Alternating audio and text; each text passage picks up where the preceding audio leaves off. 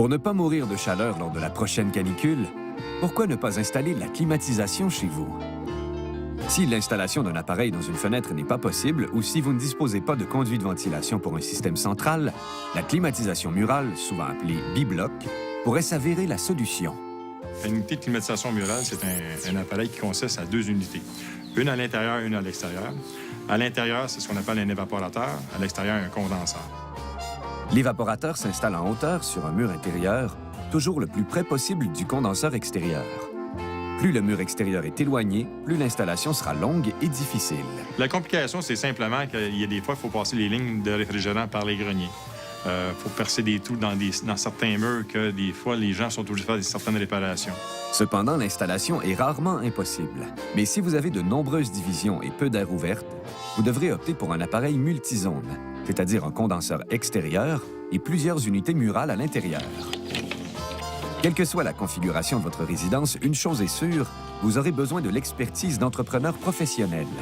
Mais attention, avant de signer un contrat, quelques précautions s'imposent. Premièrement, quand on veut choisir une compagnie en climatisation, réfrigération, on va aller vérifier si cette compagnie-là, elle a la licence en réfrigération de la Régie du bâtiment du Québec. Allez voir aussi à l'Office de la protection du consommateur. Sur leur site Internet, vous allez voir le nom de l'entreprise. Et si c'est une entreprise qui a la mauvaise habitude de collectionner les plaintes des consommateurs, peut-être que je ne ferai pas affaire avec eux. Puis surtout, allez demander plusieurs soumissions. Soyez pas gênés. Puis comme ça, vous allez voir les gens qui sont sérieux. Pour éviter les mauvaises surprises, assurez-vous que les appareils que l'on vous propose proviennent d'un distributeur au Québec ou au Canada. Advenant un bris ou une réparation, les pièces sont ainsi facilement disponibles pour l'entrepreneur. L'entrepreneur qui va venir faire l'entretien régulier ou qui va ensuite intervenir s'il y a un problème, bien, il va avoir accès aux pièces. Il ne se retrouvera pas, comme c'est déjà arrivé, à des consommateurs qui ont été obligés d'acheter un système au complet parce qu'on n'en retrouvait pas au Québec des pièces.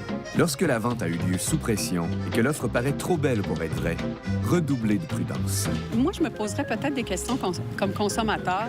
Si à 8 heures le soir, il y a quelqu'un qui vient cogner à la porte puis il insiste donc pour me vendre un système, moi, je ferai attention à ça. Des gens qui vont vous appeler au téléphone puis qui vont vous promettre toutes sortes de choses. Ou il y a des gens, des fois, qui vont se promener dans votre secteur puis là, qui vont vous vendre ça là, vraiment pas cher. Quand on regarde qu'une unité là, est pas chère, là, c'est parce qu'il y a quelque chose anguille sous roche, comme on dit.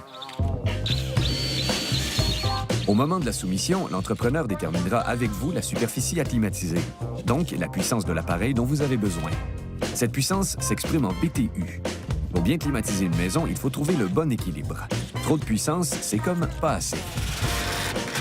Premièrement, ils vont vous conseiller sur le système, sur sa force, sa capacité, parce que c'est pas n'importe quel qui peut être intéressant pour vous. Vous n'êtes pas pour mettre un système super performant qui, dans le fond, ne performera pas pour les pièces que vous avez chez vous à climatiser. Il ne faudrait pas que ce soit juste parce que l'entrepreneur a décidé qu'il allait vous vendre un système qui est à du 18 000 BTU au prix de 12 000 BTU. C'est pas là qui est l'important. Au contraire, l'entrepreneur en réfrigération est supposé de connaître son affaire. Donc, il va vous donner une soumission pour un système qui correspond vraiment à ce dont vous avez besoin dans la maison. Il n'est pas supposé de vous faire une vente à rabais. C'est pas le but de l'exercice. C'est sûr que quand on garde une maison qui a environ mettons 900 pieds et moins, on va parler d'une unité d'environ 12 000 BTU. Des alentours de 1 300 pieds, on va parler d'un 15 000. Des alentours de 16 1700 pieds, mettons 18 000 BTU. Et on peut aller quand même jusqu'à 36 000 BTU avec des unités comme ça. Comme votre condenseur sera installé à l'extérieur, comportez-vous en citoyen responsable et informez-vous des règlements municipaux, histoire de ne pas trop embêter vos voisins. C'est sûr que ce qui va être important, c'est de vérifier le nombre de décibels des appareils. Ça va être de vérifier les distances entre les voisins. Il y a des villes qui vont accepter des fois 2 mètres, des fois c'est 3 mètres. J'ai déjà vu même des villes, des fois jusqu'à 4 mètres. Ça dépend toujours de la ville. Pour un appareil de qualité, attendez-vous à débourser entre 2 800 et 4 000 $, installation incluse. Évitez les produits bon marché importés de Chine et optez pour les marques japonaises qui ont la cote.